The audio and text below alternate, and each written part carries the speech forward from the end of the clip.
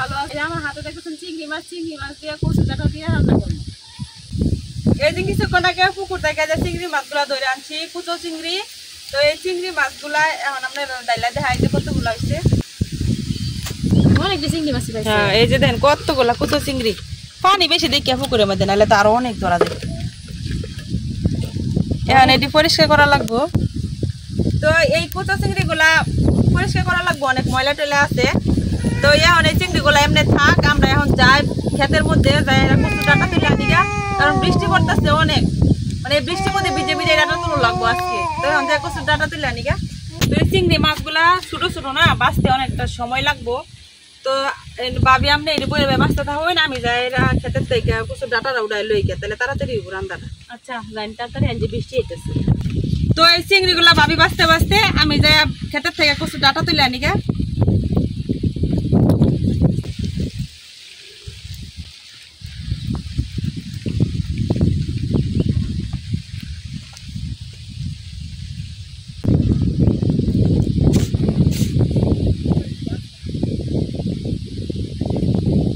চিংড়ি মাছ ধরার লাগিয়ে অনেকদিন ধরে কিন্তু কচু দিয়ে চিংড়ি খাইবার চাইতেছে, কিন্তু পারতাছিলাম না।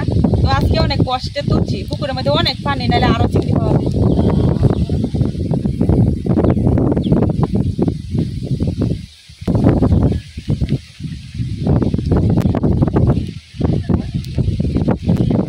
এই কচুগুলো একটু বড় আছে, এটা ডাঁটাটা একটু বড় বড়। এর থেকে কয়েকটা ডাঁটা উঠাইছে। এই যে এই ডাঁটাটা কত বড়।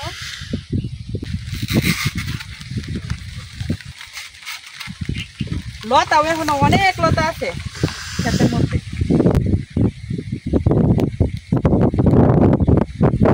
এই যে যেগুলো তুলছি এদিকে ওই পার লাগতো না। পাতাগুলো কত বড় বড়, পাতা নিতে দরকার নাই ফেলাই।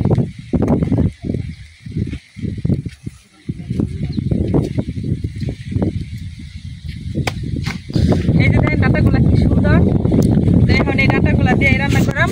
আরো গাছে অনেক লতা আছে, তো চিংড়ি মাছ কম, যার লাগে লতা দিয়ে রান্না করলাম বলি।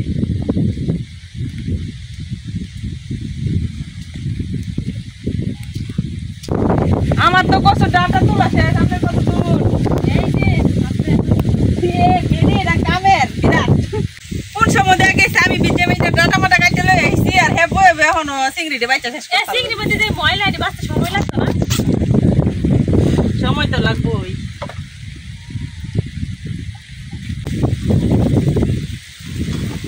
মাছগুলো কিন্তু সুন্দর আছে। পুকুর থেকে এমন টাটকা একটা চিংড়ি মাছ তুললা। এই যে মাছে এখনো দৌড় করতেছে। লাফাইতে এই মাছগুলা আর কয়েকদিন পরে বড় হইব। যখন এই যে পুকুরে পানি একটু কমবো, এই সময় মাছগুলো একটু বড় বড় হইব। বেশি চিংড়ি বেশি বড় হয় না, একটু বড় বড় হইব। আর ওই সময় খাইতে বেশি মজা লাগবে, আর অনেকগুলা ধরা যায় এই সময় পানি কম থাকলে। আমাদের পানি বেশি, তারপরও তো মাশাআল্লাহ অনেকগুলাই খাইছি। তেলাপিয়ার পোনা দিয়ে একবারে আশপাশ সব উঠতে গেছে গা, কিচ্ছু নাই। এটি এখন আঁশ হয়েছে।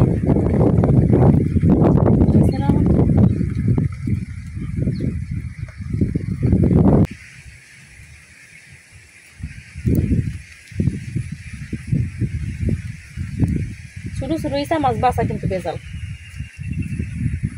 ময়লা আবার আছে। তারপরে তো অনেকটা ময়লা পরিষ্কার করা হয়েছে।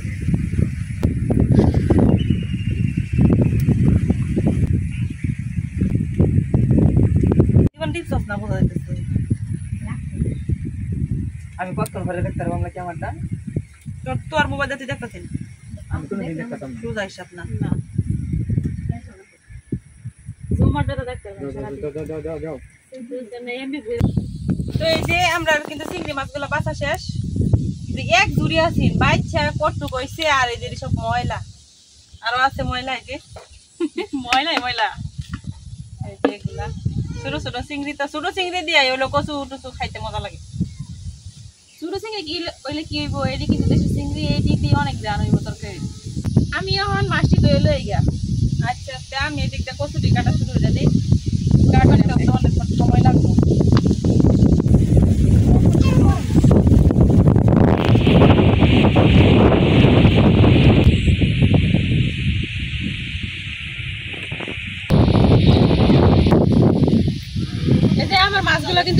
গেছে, পরিষ্কার করে একবার সুন্দর করে ধুয়ে আনছি। কচুর ডাঁটাগুলো এখন আমরা ভালোভাবে সিলাই লইতেছি এবং চামড়াটা কিন্তু ফালাই দেওয়া লাগবে, নাহলে শীত হইতো না, শীত হইতে দেরি হইব। চামড়াটা যদি ফালাই দেয় তাহলে কিন্তু তাড়াতাড়ি শীত হইব। আর এই যে এরকম করে কাটিয়ে নিতেছি, কারণ এটা প্রথমে সিদ্ধ করে নেওয়া লাগবো, তারপরে হলো রান্না করার। তো অনেকটা কিন্তু কচুর শাকের মতোই কচুর ডাঁটার রেসিপিটা, অনেকটা কিন্তু শাক, কচুর শাক যেমন রান্না করে কচুর শাকের মতোই।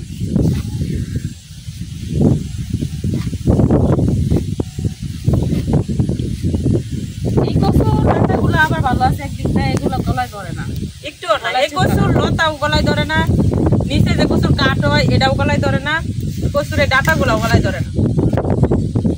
আর এই যে এটা সিলাইতে অনেক ভালো লাগে, টান দিলে কি সুন্দর উঠে, এই যে কি সুন্দর টান দিলে সম্পূর্ণটা উঠে।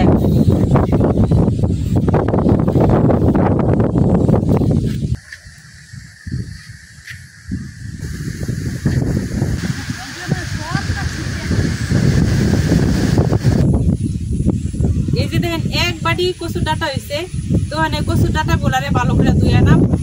টিউবওয়েলের নগদ পানি কিন্তু লাগাতে হতো না, তাহলে কালো হয়ে যাবে একদম। তো আমি পুকুরে পানি দিয়ে ধুয়ে আনতেছি।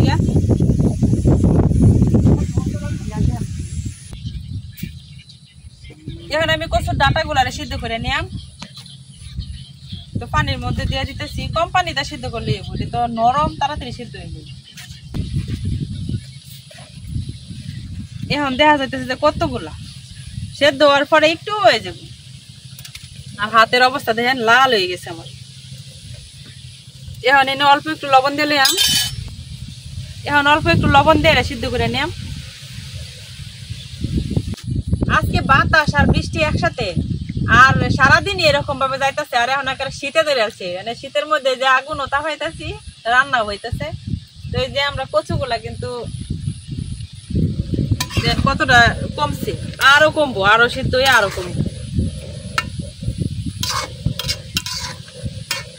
আরো কমবো। আর 2-3 মিনিটের মতো সিদ্ধ করলে হয়ে যাবে। এই কচুগুলা কিন্তু একদম নরম, মানে তাড়াতাড়ি সিদ্ধ হয়ে যায়। লতা গুলাও তাড়াতাড়ি সিদ্ধ হয়, কচুর ডাঁটা কচুগুলো। যে বাতাস, আগুন ঠিক মতো লাগতেছে না চুলার মধ্যে, তাহলে আগুন ঠিক মতো লাগতেছে না দেখে কিন্তু রান্না বান্না করতে একটু কষ্ট, দেরি হয়ে যায়। এখন আমি জিরা, আদা, রসুন, পেঁয়াজ গুলো বাইটে নিলাম। প্রথমে জিরাটা বাইটে নেই,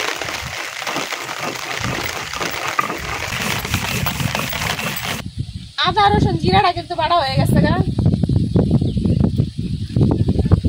আর এদিক দিয়ে আমার কচুর ডাঁটা গুলাও কিন্তু প্রায় সিদ্ধ হয়ে গেছে। এই যে এখানে কচুর ডাঁটা গুলার মধ্যে কিন্তু অনেকটাই পানি, তো এতটা পানি রাখতাম না, এখান থেকে পানি ফালাই দিলাম। তো এনে পানিটা ফালাই দিয়া এখানে কচুর ডাঁটা গুলারে আমি একদম বাইরে ঘুরিয়ে একবারে ভর্তা ভর্তা করে লিয়াম।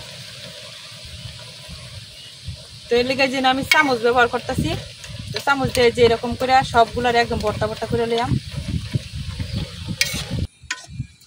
এই যে কচুর ডাঁটা গুলারে আমি চামচ দিয়ে এরকম ঘাইতে ঘাইতে যে নরম করে নিতেছি। তো এটা কিন্তু রান্না করতে করতে আরো একদম নিপিস হয়ে যাবে। এটা রান্না করতে করতে করতে করতে একদম ভর্তা ভর্তা হয়ে যাবে। ডাঁটাটারে এমনি ঘাটতে ঘাটতে যে পানিটা থাকবো, এই পানিটাও একদম শুইসা যাইব আর একদম ভর্তা ভর্তা হয়ে যাব। আমার ডাঁটাগুলো থেকে কিন্তু একদমই পানি কমে গেছে, তো এখানে মুড়াই নিতেছি।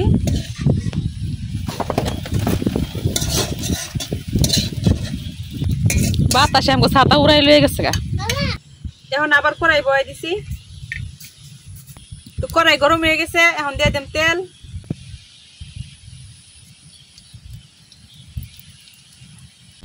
এখন দিয়ে দিম পেঁয়াজ কুচি,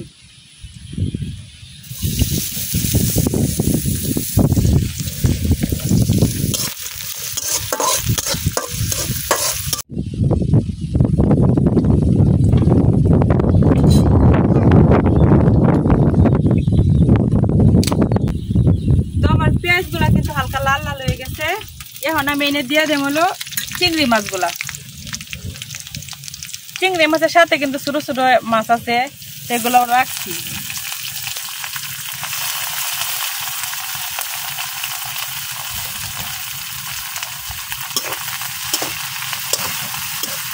চিংড়ি মাছগুলা একটু ভাজা লাল করে নিলাম।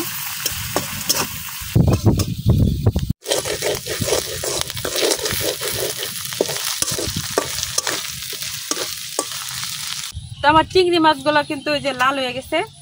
এখন আমি দিয়ে দেব হলো আদা আর রসুন বাটা।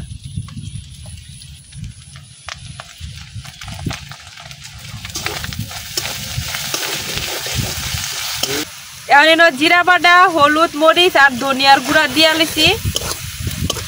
এখন আরেকটু পানি দিয়ে এটা ভালো মতো কষাইলাম। আমার সবগুলো মশলা দেওয়া হয়ে গেছে। এখন এই মশলাটা একটু ভালো করে কষাই নিলাম ঢাইকা। এখন দিয়ে দিলাম লবণ,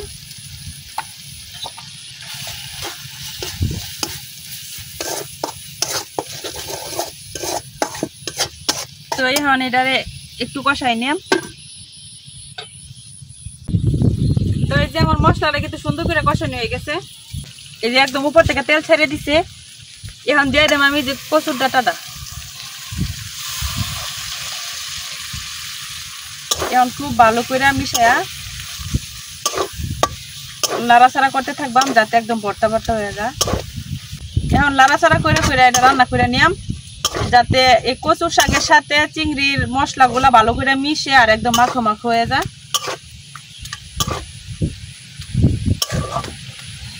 কচুর ডাঁটা আর চিংড়ির এই তরকারিটা রান্না করতে করতে যে সুন্দর একটা গ্রান বার হয়েছে। এখনই আমার খিদে লেগে গেছে। আজকে ঠান্ডার দিনের মধ্যে কচুর ডাঁটা দিয়ে আজকে খাইয়া ভাত একটা সুন্দর একটা গুঁজে দিয়ে আমার একদম কালকে সকালে দেওয়া হইব। মানে এত শীত করতেছে আজকে, ভালোই লাগতেছে। মানে আজকে ঘুমাইব সবারই অনেক।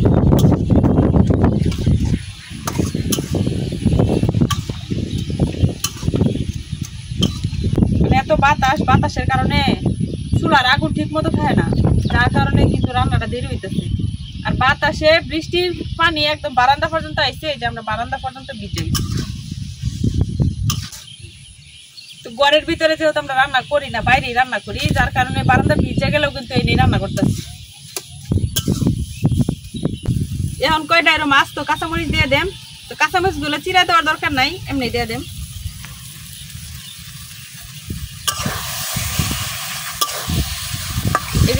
লাটতে লাটতে কিন্তু কড়াইয়ের মধ্যেও লাগতো না, কড়াই থেকে উঠে আইব।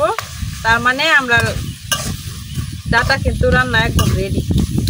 যখন এমনি লাটতে লাটতে দেখা যাবো যে নিচে কড়াই নিচে একদম পরিষ্কার হইতেছে, নিচে লাগে না, তাইলে বোঝা যাবো যে আমরা ডাটা হয়ে গেছে গা।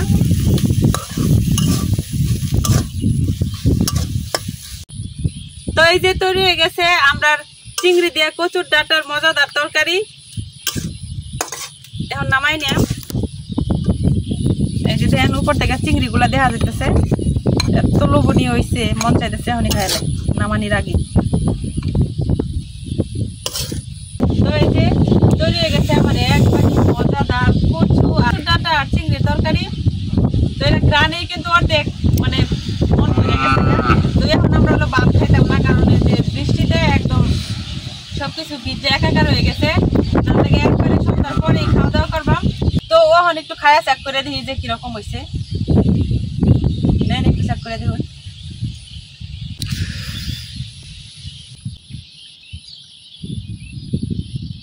কচুর ডাঁটার তরকারিটা কিন্তু অনেক মজা হয়েছে।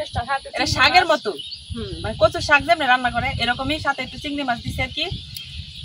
নিজের পুকুরের ধরা চিংড়ি মাছ আর নিজের ক্ষেতের হলো কচুর ডাঁটা, মানে এক কথায় কি কয়াম অসাধারণ হয়েছে। মানে এক কথায় অসাধারণ, অনেক মজা হয়েছে। বাদদা কি খাই মনে হইতেছে এমনি খাইলে সব এমনি একবারই খাইল তারা। তো আজকে এই পর্যন্ত, সবাই ভালো থাকবেন, সুস্থ থাকবেন। দেখা হইব পরবর্তী ভিডিওতে। আল্লাহ হাফেজ। আল্লাহ হাফেজ।